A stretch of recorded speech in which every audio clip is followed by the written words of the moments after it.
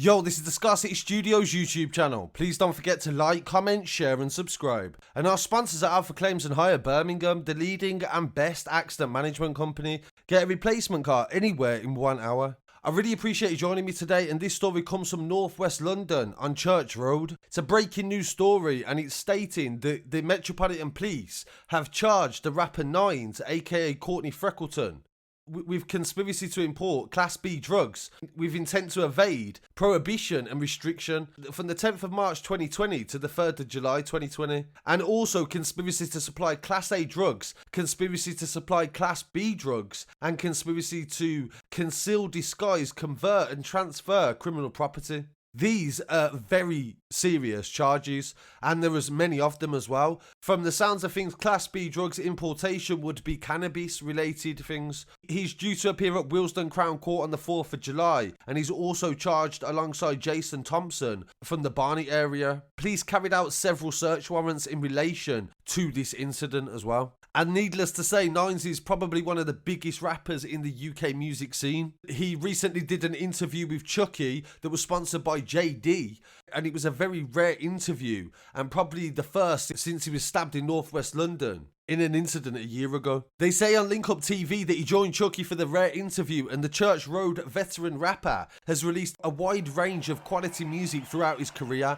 He has been well rewarded, and awaards that he has received include Album of the Year for his latest release, Crabs in a Bucket, and he also got the Best Hip Hop Act for the Mobos, an Album of the Year for Crop Circle at the Rated Awards. He's reached #1 in the UK album charts for his album Crabs in a Bucket. In his interview, he talks about life for Nines during his teens, musical influences, and why he started rapping anyway. He talks about his music journey and also retirement, his upcoming TV show and much more. He had a very engaging interview with him, they say, on Link Up TV's website. And this was one of several that Nines has done, because people will know that Nines has been taking music very seriously, and he also produced a film that was on his channel that starred Birmingham artist T1 Official. And he said in an interview last year on Guardian newspaper that he wanted to take people out of the hood with him. They say the Northwest Londoner's success offered him the chance to escape the estate that he grew up on, but instead he's trying to give something back. And Courtney Freckleton, as they say in the article, better known as Nines, is talking about Church End in Willesden, which is the estate that he grew up on. They say at the far end of the low-rise tower blocks and terraced housing is a grey football pitch. He's aiming to regenerate the local community hub, he says,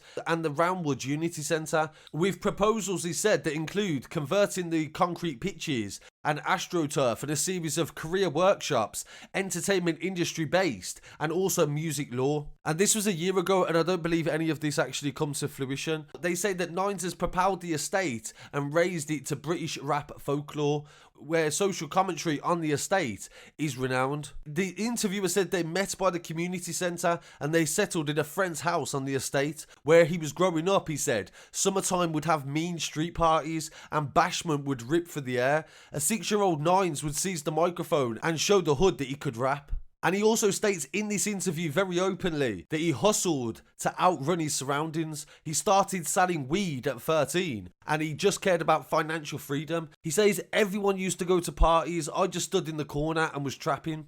They say that he pushed his American rap dream fantasies through a London filter, and from young I knew I would get money, he said, and remembers making thousands of pounds in his early teens. His debut mixtape album, From Church Road to Hollywood, was a signal of his intentions to take it very seriously. Nines' career faltered in 2013 when he was charged again with intent to supply cannabis. He was told on Friday afternoon that he would be sentenced the following Monday, and he knew that a stint behind bars was coming. With a few days of freedom remaining, he said that he went to go and party, and then he said, nah, fuck that, I'm going studio. He made 15 songs that weekend, he said, and he released the album Gone Till November, which was released while he was in prison previously. And this remains among one of his most celebrated and candid reflections on life and loss in the street, and also warfare and decades in prison.